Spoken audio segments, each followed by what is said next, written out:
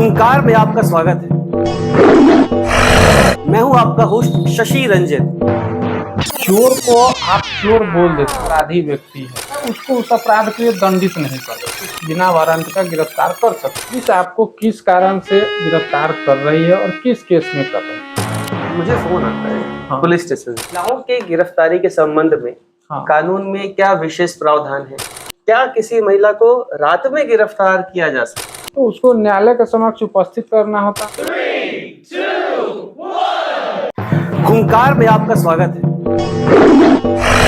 मैं हूं आपका होस्ट शशि रंजन और आज हमारे साथ हैं व्यवहार न्यायालय मुजफ्फरपुर के अधिवक्ता विकास कुमार। आप देख रहे हैं हुंकार और मैं हूं आपका होस्ट शशि रंजन। आज हमारे साथ व्यवहार न्यायालय मुजफ्फरपुर के अधिवक्ता हैं श्री विकास कुमार जी। आज हम इनसे सीधे सीधे कुछ ऐसे सवाल पूछेंगे जो हालिया समय में सरकार ने जिनका नाम बदला हो या फिर हो सकता है कि उसके बारे में उसमें कुछ बदलाव किया। तो भारत सरकार ने हाल ही में 3 बड़े कानून जैसे कि आईपीसी, सीआरपीसी और एविडेंस एक्ट को बदला, जिनके बारे में विस्तार से, ताकि आम लोग भी इसको समझ सके, आज हम बात करेंगे व्यवहार न्यायालय के अधिवक्ता श्री विकास कुमार जी से। श्री विकास कुमार जी, आपका स्वागत है। बहुत बहुत धन्यवाद आपका। आईपीसी, सीआरपीसी, एविडेंस एक्ट को बदला है। अब हमारे पास भारतीय न्याय संहिता अर्थात बीएनएस, भारतीय नागरिक सुरक्षा संहिता अर्थात बीएनएसएस और भारतीय साक्ष्य अधिनियम बीएसए है। तो इन कानूनों से सबसे बड़ा और सीधा असर क्या पड़ेगा? देखिए, ये जो कानून जो तीनों चेंज हुए हैं, ये सिर्फ नाम चेंज हुआ है, ठीक है। धारा में कोई विशेष परिवर्तन नहीं है या दंड में कोई विशेष परिवर्तन नहीं है, सिर्फ उसका नाम चेंज किया गया है और उसका जो सीरियल नंबर था, जैसे कि पहले 307 अटेम्प्ट टू मर्डर करने का प्रयास, हत्या का प्रयास करने का, उसको अब 109 कर दिया गया है, ठीक है। उसी तरह धारा का सिर्फ नंबरिंग जो है चेंज किया गया और नाम चेंज किया गया, ठीक है। कानून वही है, कानून में कोई बदलाव नहीं। कानून में कोई विशेष बदलाव नहीं है, थोड़ा मोड़ा है, ठीक है, विशेष नहीं। 0 FIR का पहले ही प्रोविजन था, लेकिन उतने बेहतर तरीके से प्रभावी नहीं था रूल, ठीक है। लेकिन अब नया में वो प्रभावी है पूरी तरह से। नए वाले कानून में वो वाले पुलिस जो है डायरी के नाम पे, चार्जशीट भेजने के नाम पे लॉन्ग टाइम तक केस को इन्वेस्टिगेशन में रखती थी, लेकिन अब पुलिस के पास टाइम है कि आपको 90 दिन के अंदर, 8 दिन के अंदर हर तरह के धारा में आपको चार्जशीट कर देना, ठीक है। इसमें भी पहले था कि डायरी 2-2 महीना, 3-3 महीना न्यायालय में पुलिस के द्वारा, केस क्या आईओ के द्वारा नहीं भेजा जाता था, लेकिन अब नए वाले में प्रोविजन कर दिया है कि नहीं भाई, आपको विदिन टाइम आपको भेज देना है। न्यायपालिका भी है कि पहले था कि बेल कस्टडी हो या एंटीसिपेटरी हो, उसको डिस्पोजल करने में कोर्ट ज़्यादा से ज़्यादा टाइम भी ले सकती थी, कम से कम टाइम में भी कर दे, लेकिन अब कोर्ट को भी टाइम लिमिटेशन कर दिया गया कि आपको इतना दिन के अंदर रेगुलर बेल और इतना दिन के अंदर एंटीसिपेटरी बेल डिस्पोजल कर देना है। पुलिस उनके घर पे आती है, वो डर जाती है। तो ऐसे केस में क्या किया जाए? इनसे बचने का कोई उपाय है? बिल्कुल है, वो बचने का उपाय। मान लीजिए कि अगर किसी केस में आपको गलत तरीके से इन्वॉल्व कर दिया या आपको उस केस में नामजद अभियुक्त बना दिया गया, आप इसके लिए जो है पुलिस विभाग के जो वरीय सुपीरियर पदाधिकारी हैं, उनको रिटन आवेदन दे सकते हैं। आप अपनी बात को उनके पास रख सकते हैं कि मैं उस समय उस तिथि को घटनास्थल पर नहीं था, तो मैं निर्दोष हूँ, मुझे इन कारणों से फंसाया जा रहा है या पूर्व से मेरा उसके साथ किसी बात को लेके विवाद है, जिसके वजह से वो हमको मानसिक या पुलिस के से परेशान करने के लिए, आर्थिक रूप से हमको क्षति पहुंचाने के लिए इस तरह से कर रहा है। इनकेस अगर आप कोई पुलिस महकमा में अगर कोई वरीय पदाधिकारी आप तो इन बात का संज्ञान नहीं लेते हैं, तो आप इसके लिए हाईकोर्ट में रिट भी दाखिल कर सकते हैं। रीट दाखिल करने के कोई नियम है या कोई भी कर सकता है? नहीं, रीट दाखिल, रीट चंद प्रकार के होते हैं, ठीक है। तो आप जो भी मुद्दा है उससे रिलेटेड आप याचिका दाखिल कर सकते हैं, अच्छा। ठीक है। कोई भी व्यक्ति कर सकता है भारत का, ठीक है। ऐसा नहीं है कि हाँ हम वकील है तो हम कर सकते हैं, कोई किसान है तो वो नहीं कर सकता है।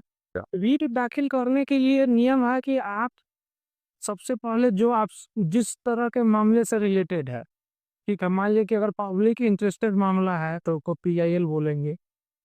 अगर आपका कोई व्यक्तिगत मामला है, ठीक है, और सिविल नेचर का है तो उसमें CW जैसी फाइल होगा। अगर कोई क्रिमिनल है तो उसमें CRW जैसी फाइल होगा। ठीक है, ये सब तरह का है। जो हालिया बदलाव हुए थे CRPC, IPC और एविडेंस एक्ट में, पुलिस की जवाबदेही में तो चेंजेस है। जवाबदेही में चेंजेस है। पुलिस को पहले था कि पुलिस किसी को गिरफ्तार कर लेती थी या कहती थी कि हम इसके पास से पिस्तौल बरामद किए हैं, इसके पास से गांजा बरामद किए हैं। सामने वाले आदमी के पास जो उसमें अभी पाया जाता था उसके पास पहुंचने का कोई ऑप्शन नहीं होता था कि वो इस बात को कैसे प्रूफ करे कि हाँ भाई हम इसमें है नहीं है, या हमारे पास से रिकवरी हुआ है नहीं हुआ।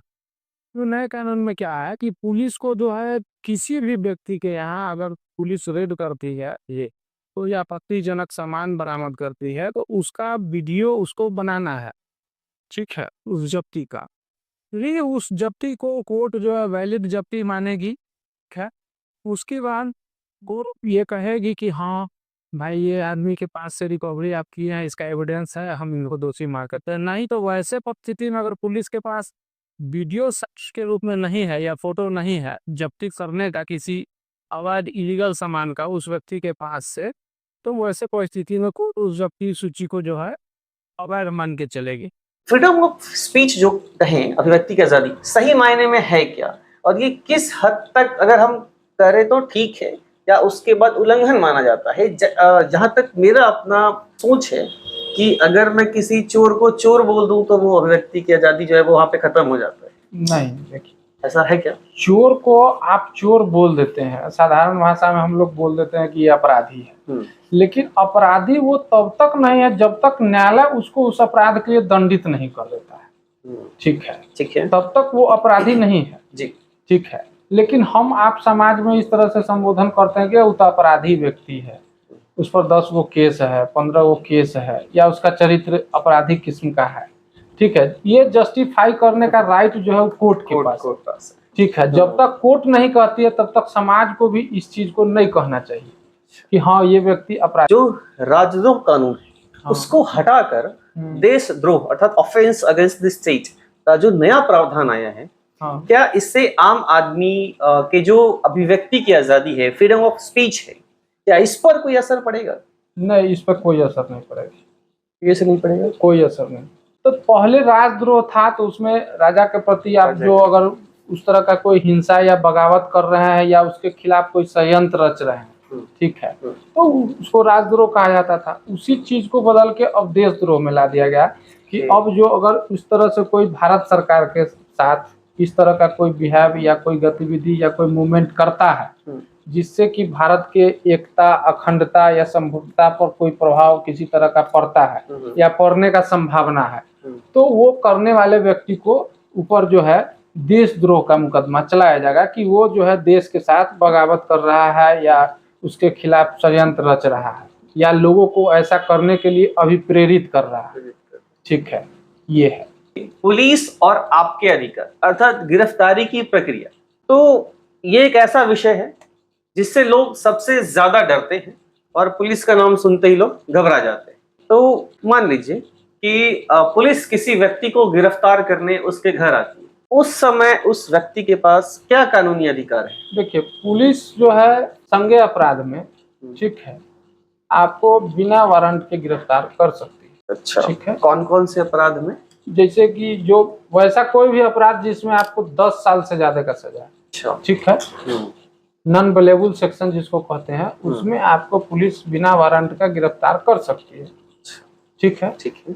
जो बिना वारंट का जिसमें गिरफ्तार नहीं करना है, जो बेलेबल किस्म के केस हैं, उसमें पुलिस आपको गिरफ्तार नहीं कर सकती। गिरफ्तारी के समय पुलिस को गिरफ्तारी का कारण बताना होगा।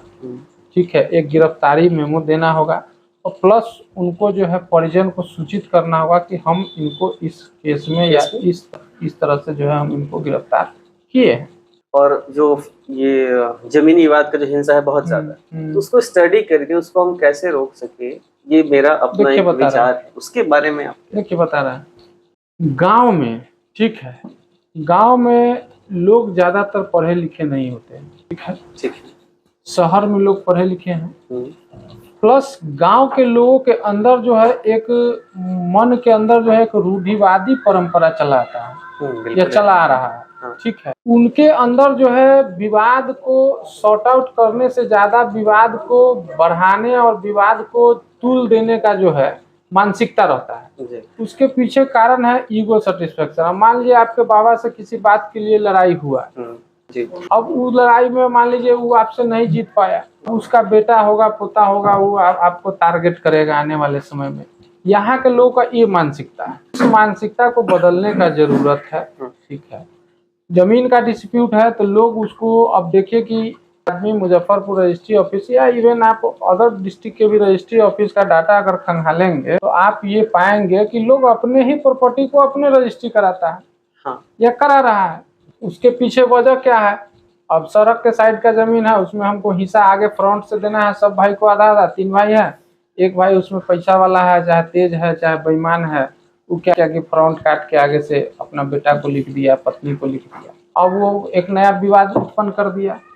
ठीक है, तो ये सब मानसिकता है जो कि इसके लिए लोगों को जागरूक होना चाहिए, लोगों को समझना चाहिए कि ये गलत है, हमको जो है लॉ के हिसाब से काम करना चाहिए। प्लस कुछ लोग पेपर ऊपर लेके कर्मचारी से उल्टा सीधा कर लिया, करवा लिया, चढ़वा लिया, उस सब के वजह से भी विवाद क्रिएट होता है। फिर बाद में उसको दखल कब्जा को लेकर विवाद शुरू हो जाता है, मारपीट का घटना हो जाता है, फिर थाना FIR हो जाता है, एक पक्ष दूसरे पक्ष को मुदाले करते हैं, उसमें पुलिस टॉर्चर लोग झेलता है, फिर लंबे समय तक कोर्ट कचहरी कानून के कचरा में पिसता है। ठीक है, तो ये सब चीज लोगों में के अंदर जागरूकता के कमी की वजह से हो रहा है। ठीक है, लोगों को इस संदर्भ में जागरूक होने की आवश्यकता है। ठीक है, लॉ में कहा भी गया है कि संपत्ति ही विवाद को जन्म देती है। ठीक है, संपत्ति आपके पास नहीं है तो कोई आपका डिस्प्यूट किसी से नहीं होगा, FIR लॉज होता है। ठीक है, तो उसमें थाना हस्तक्षेप करेगा। लैंड डिस्प्यूट के मामले में थाना का कोई विशेष महत्व नहीं है, कोई उसका विशेष भूमिका नहीं है। बहुत से बहुत होगा 163 जो पुराना में 144 जिसको कहते थे धारा, ठीक है, वो लगा सकती है पुलिस। ठीक है, और SDM के यहाँ उसको रिपोर्ट भेज सकती है कि यहाँ पे इस जमीन पे तनाव बना हुआ है, शांति व्यवस्था भंग हो सकता है। इसके अलावा सिविल मामले में थाना का कोई विशेष भूमिका है ही नहीं। लेकिन मेरे को जानना है कि मेरे एरिया में कितने आपराधिक केस है, लाइक कोई कौन कितने जमीन के केस है, कितने किसके केस है? देखिए, जमीन के केस को पता करना है। ठीक है, जमीन का केस पता करने के लिए आपको कोर्ट है, वहाँ पे सिविल सूट का केस होता है, टाइटल सूट, पार्टीशन सूट। ठीक है, ये सब सिविल नेचर के केस। मुझे उस केस को स्टडी भी करना है। केस को स्टडी करना है तो सिविल केस का आप कॉपी निकालिए, आप स्टडी कीजिए, कॉपी निकलेगा, कोर्ट से निकलेगा। ठीक है, थाना में केस देखना है तो बजाते आप वेबसाइट पर देख सकते हैं कि एक दिन में या एक वर्ष में थाना कितना FIR किया, किस सेक्शन में किया, ये सब सारा डिटेल आपको आसानी से उपलब्ध हो जाएगा, कोई दिक्कत नहीं है। ठीक है, आगे बढ़ते हैं हम लोग। तो आपने तो बता ही दिया कि 10 साल से अगर 7 से ऊपर वाले में उसमें वारंट की कोई जरूरत नहीं है। पुलिस को उस केस में नहीं, पुलिस को अगर ये पता चलता है कि आपके पास अवैध हथियार है या आप अवैध कोई कार्य जो विधि विरुद्ध है उसमें या किसी अपराध का योजना बना रहे हैं, तो इसके भी सत्यापन के लिए पुलिस रेड कर सकती है। अगर पुलिस सबको गिरफ्तार करने आती है, ठीक है, तो पुलिस से क्या क्या दस्तावेज हम मान सकते हैं कि भाई बताओ क्यों गिरफ्तार कर रहे हो? या पुलिस अगर आपको गिरफ्तार करने आती है तो पुलिस आपको ये बताएगी या आपको ये जानने का अधिकार है कि पुलिस आपको किस कारण से गिरफ्तार कर रही है और किस केस में कर रही है। अच्छा, ठीक है, अगर उसके पास नहीं है कोई ऐसा वैलिड प्रूफ या तो आप उनको अरेस्ट करके नहीं ले जा सकती है, आप मत जाइए। लेकिन देखा है कि वो जबरदस्ती मार पीट कर भी ले जाती है। तो मार पीट के ले जाती है तो इसके लिए है ना प्रोविजन। अभी मानवाधिकार आयोग पुलिस को मारने के बदले ही ना 2 लाख रुपया जुर्माना की है। अच्छा, पुलिस को मारने का राइट नहीं है, हथकड़ी लगाने का भी राइट नहीं है। ठीक है, लेकिन पुलिस मिसयूज करती है, लेकिन उसके खिलाफ लोग आवाज नहीं उठाना चाहते। लोग कहता है गांव घर के देहाती भाषा में, सिंपल भाषा में लोग कहता है कि पुलिस से ना दोस्ती अच्छा ना दुश्मनी अच्छा। ठीक है, लेकिन नए वाले कानून में पुलिस का हाथ जो है काफी बंध गया है। अगर कोई कानून जानने वाला आदमी है तो पुलिस को उसको मिसयूज उसके पावर का नहीं कर सकता है, पुलिस अपने पावर का। अगर मुझे फोन आता है पुलिस स्टेशन से हाँ, कि कुछ पूछताछ करना है, हाँ आप थाने आइए। ठीक है। मतलब अब मुझे नहीं पता मैंने क्या किया है, मैंने तो कुछ काम नहीं किया, मैं कोई ऐसा क्रियाकलाप में इन्वॉल्व नहीं हूँ जो मेरे संज्ञान में है। मेरे को कॉल आता है थाने से कि आप इस फलाना थाने से बोल रहा हूँ, आप थाने आइए, आपसे कुछ पूछताछ करना है। क्या मेरा जाना कंपलसरी है, अनिवार्य है क्या? नहीं है। नए कानून में पुलिस को अगर किसी व्यक्ति से पूछताछ करना है तो बजाते उसको लिखित नोटिस भेजना होगा, तो अमुक तारीख को हमारे पास थाना में आइए, हमको आपसे इस विषय वस्तु पर पूछताछ करना है या इस मामले में कुछ जानकारी लेना है। महिलाओं के गिरफ्तारी के संबंध में हाँ। कानून में क्या विशेष प्रावधान है? देखिए महिला, और एक और जोड़ देता हूँ हाँ। मैं इसमें, क्या किसी महिला को रात में गिरफ्तार किया जा सकता है? नहीं, महिला का किसी भी महिला का गिरफ्तारी होगा, ठीक है, तो सूर्योदय के बाद और सूर्यास्त से पहले ही गिरफ्तारी होगा और महिला पुलिस ही उसको गिरफ्तार कर सकती है, चाहे वो कोई भी मामला हो। हाँ किसी भी अगर तरह किसी के महिला पे किसी भी राजद्रोह का मामला चला तो? हाँ फिर भी महिला ही उसको गिरफ्तार करेगी और वो सूर्योदय और सूर्यास्त के बीच ही करेगी। बीच करें, रात्रि को गिरफ्तारी नहीं हो सकती है महिला की, ऐसा कानूनी प्रावधान है। और अगर किसी व्यक्ति को इलीगली गिरफ्तार कर लिया गया हो, ठीक है, तो उस व्यक्ति के पास अब क्या अधिकार है? अब उसको गिरफ्तार कर लिया गया, अब जहां तक लगता है अब उसके पास कोई चारा नहीं, तो उसके परिवार वाले के पास क्या उपाय है? देखिए किसी भी व्यक्ति को अगर इलीगल रूप से गिरफ्तार किया गया, ठीक है, तो अमूमन हम लोग समझते हैं गिरफ्तारी कि पुलिस पकड़ लिया तो अरेस्ट हो गया, ठीक है, लेकिन पुलिस जब गिरफ्तार करती है तो गिरफ्तारी के 24 घंटे के अंदर उसको कोर्ट के समक्ष उस व्यक्ति को प्रोड्यूस करना होता है, तो उसको न्यायालय के समक्ष उपस्थित करना होता है और न्यायालय को ये बताना होता है कि इसने इस तरह का अपराध किया है, ठीक है, और तब मैंने इसकी गिरफ्तारी की है। फिर उस समय न्यायालय डिसीजन करता है कि इसको हमको न्यायिक अभिरक्षा में भेजना है, इसको या यहाँ से मुक्त कर देना है, ठीक है। तो फिर उसको न्यायालय न्यायिक अभिरक्षा में अगर ले ली तो कारागार में जेल चला गया, ठीक है। तो अगर जेल चला गया तो उसके ऊपर मामला चल ही रहा है, मामला चल रहा है, तो फिर आप उसमें अपना आगे का प्रोसेस कीजिए, बेल कराना है या उसको जो करना है कीजिए। अगर पुलिस इलीगल रूप से डिटेन करके उसको लॉकअप में रखे हुए हैं, कोर्ट में प्रोड्यूस नहीं कर रही, तो वैसे परिस्थिति में आप हाई कोर्ट भी जा सकते हैं, आप जिला के मुख्य न्यायिक दंडाधिकारी के समक्ष भी आप पिटीशन दे सकते हैं कि पुलिस जो है अमुक तारीख को हमारे परिवार के इस व्यक्ति को पकड़ के ले गई और उसको इलीगल रूप से डिटेन करके थाना में रखी हुई है, न उसके ऊपर कोई केस बना के उसको जेल भेज रही है और न उसको थाना से छोड़ रही है।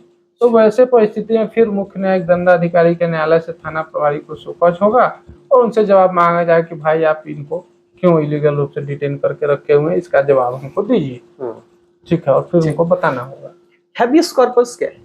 हेबियस कॉर्पस है कि अगर कोई व्यक्ति को बंदी बना के कहीं रखा गया है, ठीक है, तो वैसे परिस्थिति में उस व्यक्ति के रिहाई के लिए आप हेबियस कॉर्पस फाइल कर सकते हैं, ठीक है। ठीक, यहाँ पे हम बात करते हैं आपका अधिकार, जब भी कोई घटना घटे तो क्या करें। तो बात करते हैं उस स्थिति की जब कोई व्यक्ति खुद किसी अपराध का शिकार होता है। तो अगर किसी आपराधिक घटना जैसे कि चोरी हो गई, मारपीट हो गई, दुर्घटना हो गई होती है, तो सबसे पहले क्या कानूनी कदम उठाना चाहिए? देखिए एफआईआर का मतलब ही है फर्स्ट इंफॉर्मेशन रिपोर्ट, प्राथमिक क्षति की सूचना, ठीक है, जिसको 24 से 48 घंटे के अंदर आपको दे देना है, ठीक है।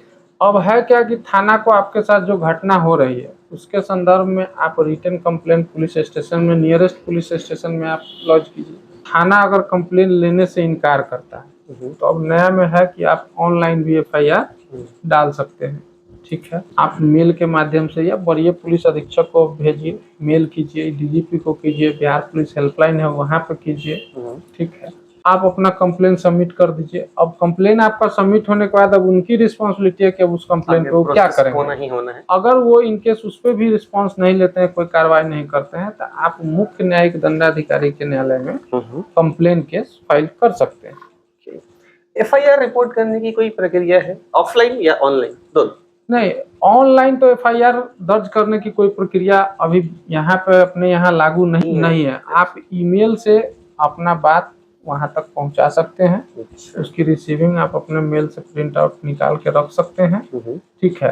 फिर पुलिस का रिस्पॉन्सिबिलिटी होगा कि उस पर जांच करना जांच करने के बाद आपको बुलाया जाएगा, उस पर दस्तखत कराया जाएगा 3 दिनों के अंदर, फिर उसको एफआईआर रजिस्टर्ड करके कोर्ट कॉपी भेजा जाएगा। ठीक है, फाइनल सवाल है कि पुलिस एफआईआर लिख नहीं रही है, हाँ, और अगर पुलिस स्टेशन में एफआईआर लिखने से मना कर दिया तो मेरे पास क्या अधिकार है एज अ सिंपल और लाइक आम आदमी? पुलिस सभी तरह के मामलों में आप एप्लीकेशन लेके जा रहे हैं, एफआईआर करने के लिए बाध्य नहीं है। अच्छा, ठीक है। Police FIR non bailable section, ठीक है, जिसमें जो अपराध जमानतीय प्रकृति का नहीं है, ठीक है, जिसमें जमानत नहीं मिल सकता, नहीं, जमानतीय प्रकृति वाले अपराध में पुलिस को एफआईआर लॉन्च करना है। जैसे हत्या हो गया तो उसमें पुलिस को एफआईआर करना है, किसी के साथ बलात्कार हो गया तो उसमें पुलिस को एफआईआर करना है।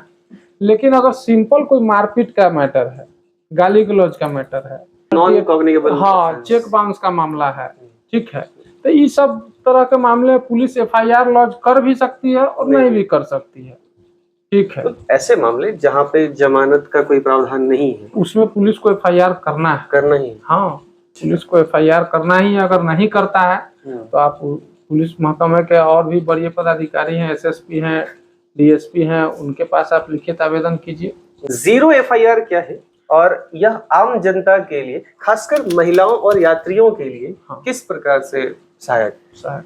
देखिए, जीरो एफआईआर में होता क्या है कि घटना हुआ, ठीक है, आप वहां पर रुक नहीं सकते हैं या आपके पास समय नहीं है, ठीक है, तो घटना उस क्षेत्र में हुआ तो आप कहीं भी जो है उस बात को पुलिस स्टेशन में रखेंगे, वो आपके बात को रिकॉर्ड करके उस थाना को एफआईआर के लिए भेज देंगे, ठीक है। जैसे कि अभी हाल ही में एक कटरा थाना का मामला था, एक लड़की का जो है वीडियो वगैरह अश्लील साइट पर वायरल कर दिया था सोशल साइट पे, तो उसमें हमने जो है आवेदन वहाँ के नियरेस्ट पुलिस स्टेशन कटरा को लिखा और वहाँ से जो है उसको फॉरवर्ड करके जिस थाना क्षेत्र का अभियुक्त था थाना क्षेत्र को फॉरवर्ड किए, फिर वहाँ एफआईआर हुआ और फिर उसकी गिरफ्तारी हुई। तो एफआईआर फाइल करने के लिए, एफआईआर करने के लिए क्या मुझे किसी वकील की जरूरत है या कोई फीस भी लगती है इसकी? नहीं, देखिए, एफआईआर करने के लिए कोई सरकारी फी नहीं है, ठीक है, आप अपना आवेदन स्वयं भी लिख सकते हैं या किसी व्यक्ति से लिखवा भी सकते हैं, या थाना में जाने के बाद वहां पे आप अपनी बात को बोलेंगे तो वहां वो लिख के भी एफआईआर कर सकते हैं। चलिए, हम बात करते हैं ऐसे कानूनी मुद्दे की जो आजकल बहुत आम हो चुके हैं, लाइक बहुत वो जनरल हो चुके हैं, जैसे कि साइबर क्राइम। साइबर क्राइम जैसे ऑनलाइन फ्रॉड हो गया, बिना आपकी जानकारी से आपके बैंक से पैसे कट जाना हो गया, या सोशल मीडिया पर धमकी मिले, तो इस केस में क्या करना चाहिए विराज? देखिए, साइबर अपराध से जुड़ा जो भी मामला है, साइबर फ्रॉड का है या खाता से पैसा उड़ा लेने का है, ठीक है, सोशल मीडिया पर धमकी हम लोगों को ज्यादा मिलती है, फिरौती मांगना, ठीक है, ये सब जो मुद्दा है, इसके लिए हर जिला में एक साइबर थाना बना है।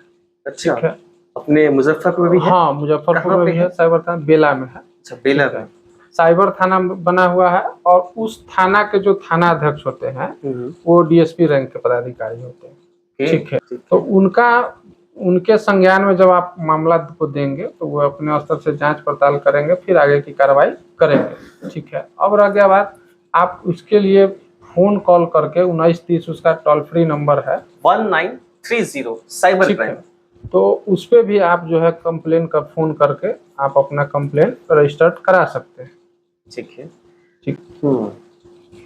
तो अगर आप आगे से किसी साइबर क्राइम के चंगुल में फंस जाए, कोई आपको सोशल मीडिया पे धमकी दे, तो आप डायल कर सकते हैं 30। बाउंस के मामले में क्या कानूनी प्रक्रिया है? और अक्सर लोग इसको हल्के में ले लेते हैं, हाँ। अरे छोड़ो, 500 रुपए मतलब एक्स्ट्रा ही तो कटता है, लाइक बाउंस चार्जेस कटते हैं कई। चेक जो है आप किसी को दे दिए, आपके खाता पे अगर पैसा नहीं है, चेक बाउंस करेंगे। चेक बाउंस के भी कई गो प्रकार है, सिग्नेचर भी मैच नहीं करेगा, उसके वजह से भी चेक बाउंस हो जाएगा।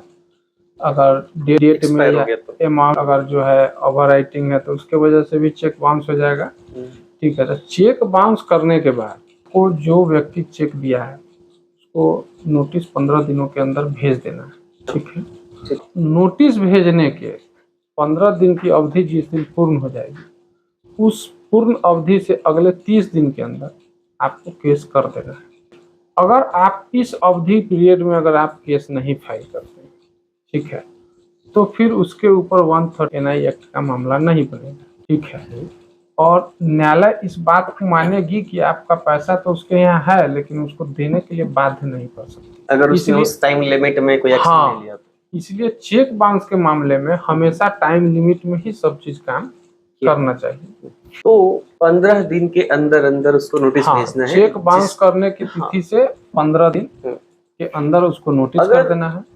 जिसका चेक बाउंस हुआ हो, हाँ, और उसने 15 दिन के अंदर अंदर मान लो कि पेड कर दिया उसने, फिर पेड कर दिया तो जैसे कि आज चेक बाउंस हुआ और उसको मालूम चला कि मेरा बाउंस हो गया, बैलेंस कम था, होता है कई बार, नॉर्मल इंसान में होता है ये, उन्होंने एक दिन में पे कर दिया वो चीजें, ठीक है। हाँ, तो फिर उसके ऊपर मामला नहीं बनता है, बस पे करने का उसके पास एविडेंस होना चाहिए, ठीक है, कि वो आदमी फिर उस चेक का मिसयूज नहीं करे, या पे करे तो फिर वो जो चेक बाउंस किया है वो चेक का कॉपी ले ले कि भाई हमारा चेक हमको लौटा दीजिए। आजकल अगर हम देखें तो किराएदार और मकान मालिक, इनके झगड़े भी देखते हैं तो ये बहुत ज्यादा हो चुके हैं। तो क्या मकान मालिक बिना किराएदार को नोटिस दिए निकाल सकता है? और अगर इसमें जोड़ देता हूँ, और किराएदार के पास क्या अधिकार है, मकान मालिक के पास क्या अधिकार है? अगर कुछ समय तक वो किराया पे नहीं करता है तो, और कई बार होता है कि पे करने के बाद भी उसको वो चाहता है कि भैया ये खाली कर दे, ठीक है, तो मकान मालिक के पास जो राइट है कि वो किसी को रेंट देता है जी, रेंट पे रहने के लिए, उसका उसके साथ नहीं बनाव है, तो वो मकान खाली करने के लिए कहता है, नहीं खाली करता है, ठीक है, तो वैसे परिस्थिति में वो रिकवरी ऑफ पोजेशन के लिए कोर्ट में केस कर सकते हैं। किराएदार नहीं, मकान मालिक अगर मतलब उसका मन नहीं है इसको रखने का, हाँ, और अगर उसको कह रहे हैं कि खाली कर दीजिए, हम नहीं रखेंगे आपको अपना मकान में, आप दूसरे जगह कहीं देख लिया, वो खाली नहीं कर रहा है, तो वैसे परिस्थिति में वो रिकवरी ऑफ पोजीशन के लिए कोर्ट में केस कर सकते हैं कि भाई हम इनको मकान किराए पर दिए थे जी, और ये जो है हमको किराया नहीं दे रहे हैं, मकान मेरा नहीं खाली कर रहे हैं, हमको कोर्ट खाली करवा दे। वैसे परिस्थिति में कोर्ट करवाएगी। किराएदार के पास क्या अधिकार है? देखिए, किराएदार के पास तो मकान मालिक वो तो रेंट पे रह रहा है, ठीक है, वो तो रेंटर है, तो वो मान लीजिए कि रह रहा है, अगर टाइम पे कर रहा है, ठीक है, इनका उनका मनमुटाव चल रहा है या बात विवाद हो रहा है, ठीक है, तो ये तो आपसी सामंजस्य बिठा के अब दोनों आदमी अगर ठीक ठाक तालमेल है तो अच्छा है, नहीं है तो अगर मान लीजिए कि मकान मालिक आपका बिजली काट दिया, पानी बंद कर दिया, तो उसके लिए रेंटर भी जा सकते हैं कानूनी प्रक्रिया में, ठीक है। अब मान लीजिए कि किसी को एट ए टाइम आप कहिएगा कि 24 घंटा में, एक सप्ताह में, 5 दिन में खाली कर दीजिए, उसके साथ क्या मजबूरी है, क्या समस्या है, नहीं है, इतना कम समय में वो अपने आप को मकान खाली करके दूसरे जगह सेटल करने में कैपेबल है, नहीं है, ठीक है, ये सब चीज भी तो मायने रखता है। बिल्कुल, मतलब दोनों के पास अधिकार है। हाँ, और इसमें कोई कड़ा कानून है या फिर नहीं? कड़ा कानून उस तरह का कुछ नहीं है, आपस में सामंजस्य या सहमति से। ट्रैफिक पुलिस अगर मेरी गाड़ी को रोक लेती है तो मेरे पास क्या अधिकार है? क्या आजकल हम सब देखते हैं कि पुलिस रोकती है और गाड़ी की चाबी निकाल लेती है, क्या वो मेरे गाड़ी की चाबी निकाल सकती है? क्या वो मेरे कागजात को जब्त कर सकती है? देखिए, पुलिस जो गाड़ी का वाहन जो जांच करना है, ठीक है, वो सरल शब्दों में कहे तो 1 स्टार, ठीक है, जिसको हम आप जमदार भी कहते हैं, ठीक है, 2 स्टार को दरोगा कहते हैं, ठीक है। स्टेबल रैंक का कोई भी पदाधिकारी जो है वो गाड़ी का कागजात चेक नहीं कर सकता है, ठीक है। शहर में चारों तरफ सिग्नल पे या शहर में और भी जगहों पर कैमरे लगे हुए हैं, तो अब बिना हेमलेट अगर आप चल रहे हैं, कानून का उल्लंघन कर रहे हैं, तो उसके लिए ऑनलाइन चालान ही कट जा रहा है, ठीक है। पुलिस अगर रोक के चाबी खींचती है तो ये इलीगल है, पुलिस को ऐसा नहीं करना है, ठीक है। अगर इस तरह का एविडेंस अगर आपके पास है, आप उनके हायर अथॉरिटी के पास अगर शिकायत करेंगे तो उन पर कार्रवाई होगी। तो पुलिस आपकी गाड़ी की चाबी नहीं निकाल सकती। और हवलदार रैंक, हवलदार नहीं, जमादार, मतलब हवलदार रैंक का जो पर्सन है वो आपकी गाड़ी को नहीं, हवलदार कांस्टेबल रैंक का कोई भी पदाधिकारी जो है, मैंने उससे नीचे का पदाधिकारी, वो मेरी गाड़ी का कागज नहीं देख सकता, मुझे गाड़ी को रोक नहीं सकता, नहीं रोक सकता, ठीक है।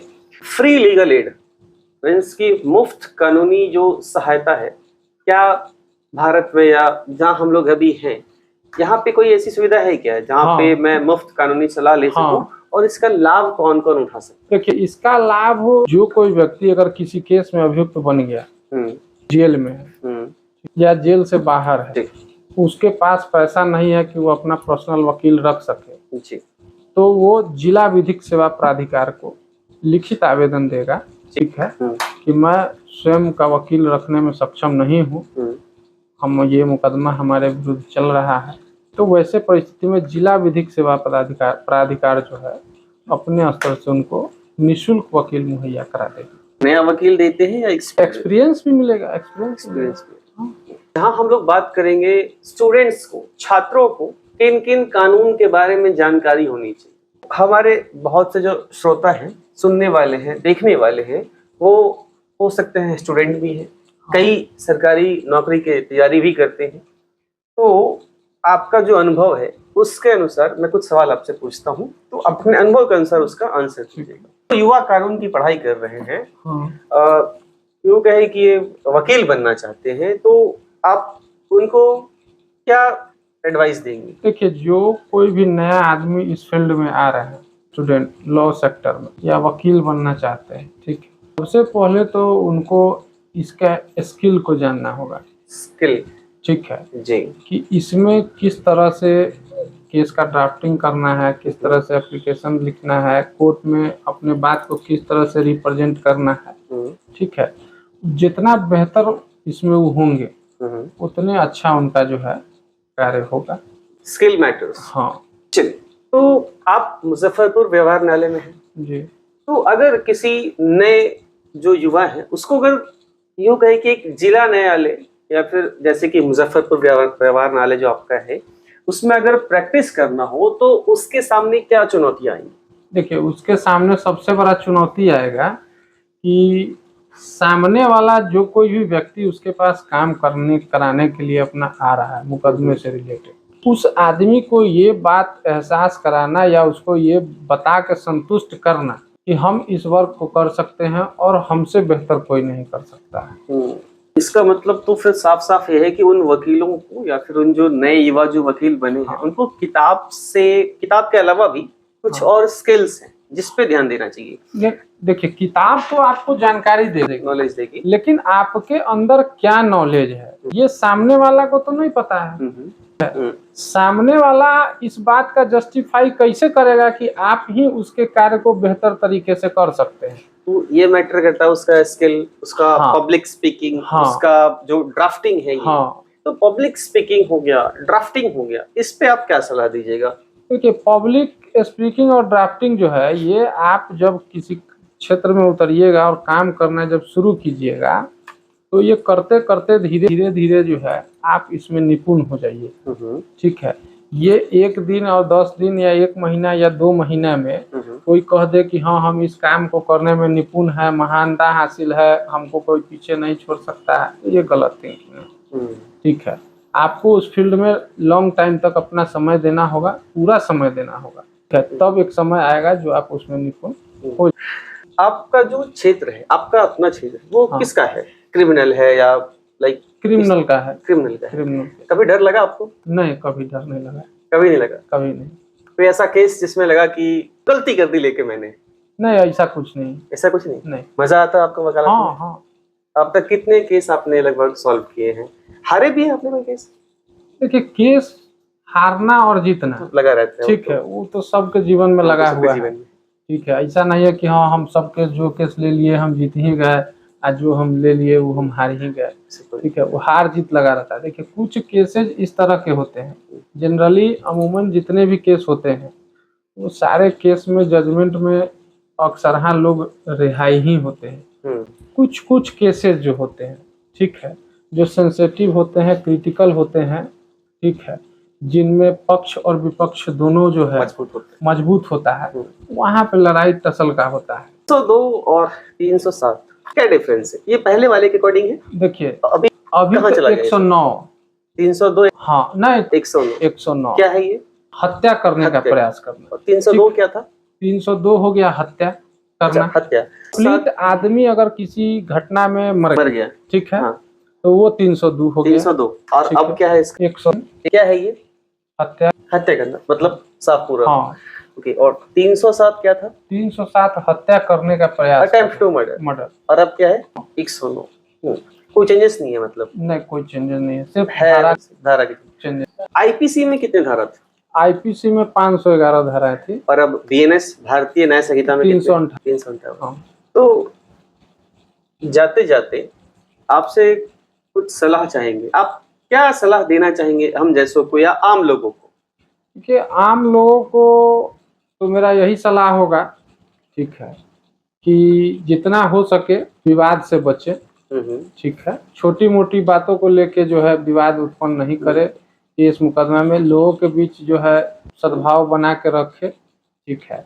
छोटी मोटी बातों को लेके कानून के केस में फंसा देना, जेल भेज देना, इस सब तरह का ईर्ष्या द्वेष मन में नहीं रखे।